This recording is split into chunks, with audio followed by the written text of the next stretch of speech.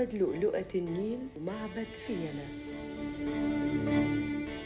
لتصل لتلك اللؤلؤة والتي تستحق عناء الإبحار في النيل وسط زحام المراكب لتصل إلى جزيرة إيجيليكا التي احتضنت معابد فيلة بعد أن غمرتها المياه بعد إنشاء الخزان الأول. لتصل إليها فتستمتع بجولة تنقلك إلى عالم الأساطير، فالمعبد مكرس لإيزيس وأوزوريس، أبطال أهم ملاحم الحضارة المصرية القديمة.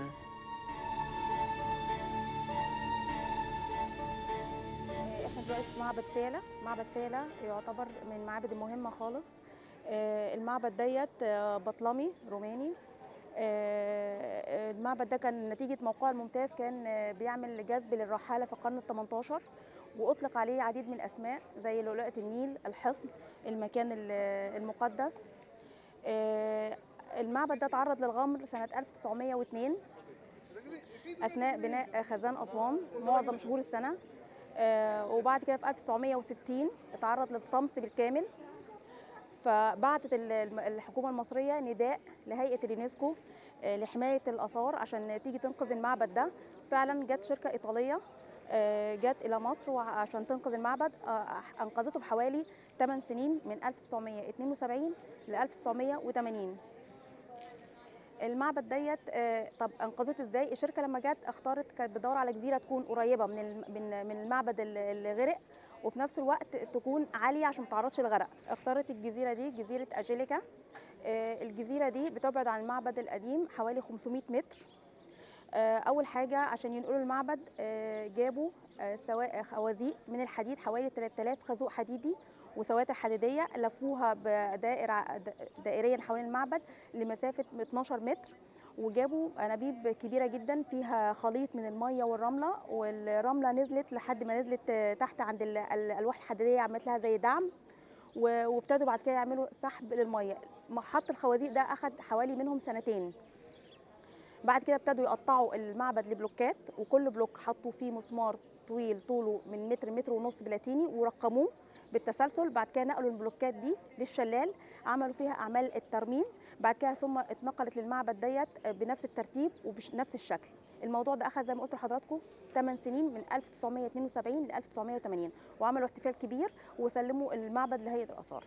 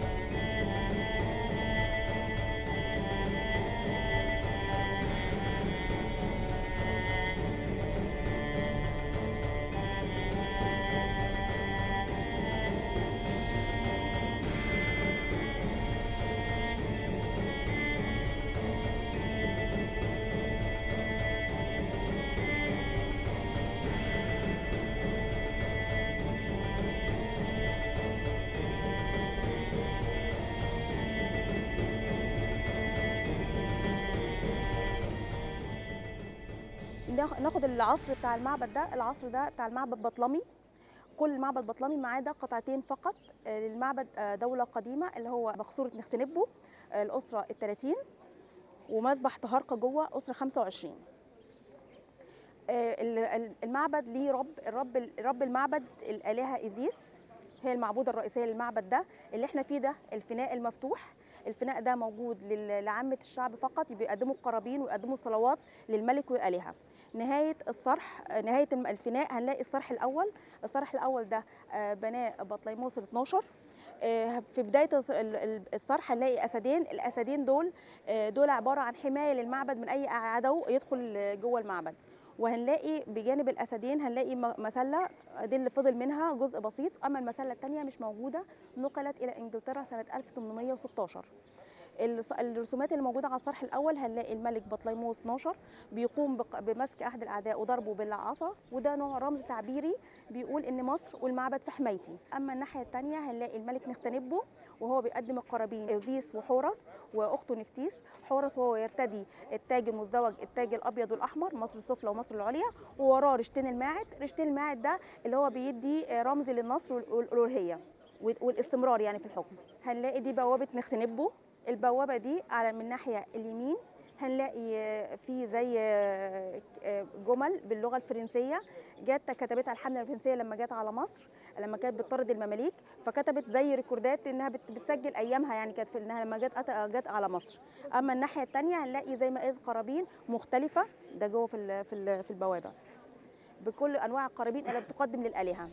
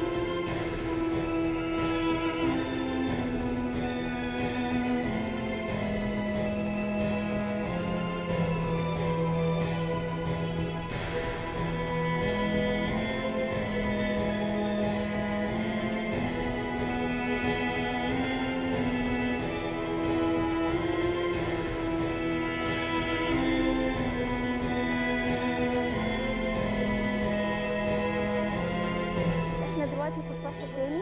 الصرح الثاني الرسومات اللي موجوده على الصرح الثاني هنلاقي بطليموس السادس بيقدم البخور لحورس ووراه زوجته.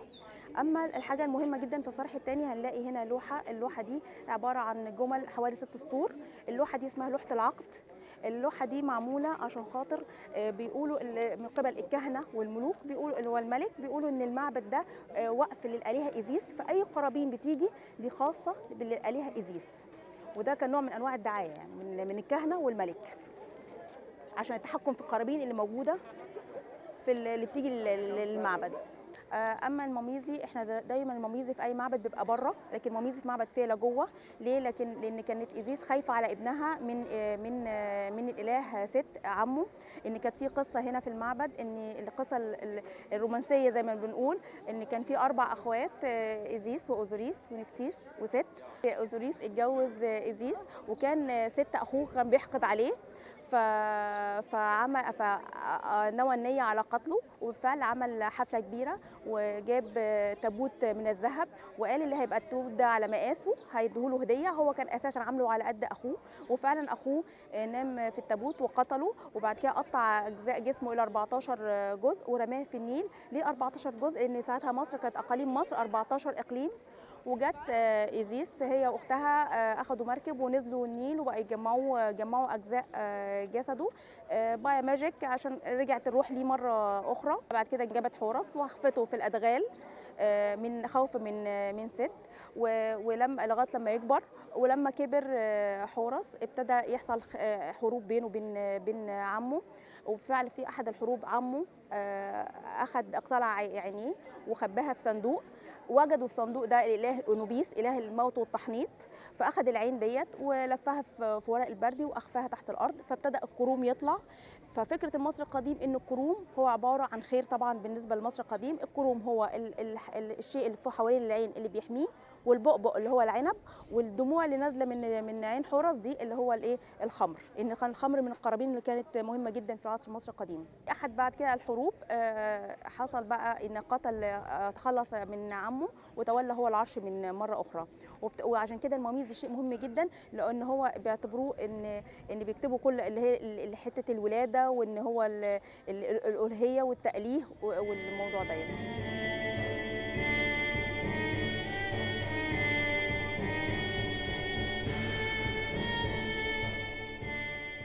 تخيل قدماء المصريين أن جزيرة فيلة الأصلية تمثل مكاناً عريقاً وقديماً نشأ في زمن الإله رع، وهي أول أرض برزت بعد خلق البشر من وجهة نظرهم. ومثلت هذه الجزيرة مكاناً أساسياً لعبادة الإلهة إيزيس، وخاصة في العصرين اليوناني والروماني.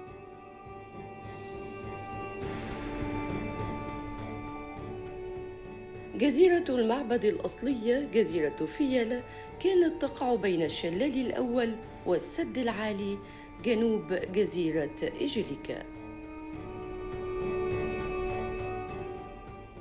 ولماذا سميت الجزيرة بهذه التسمية فيلة؟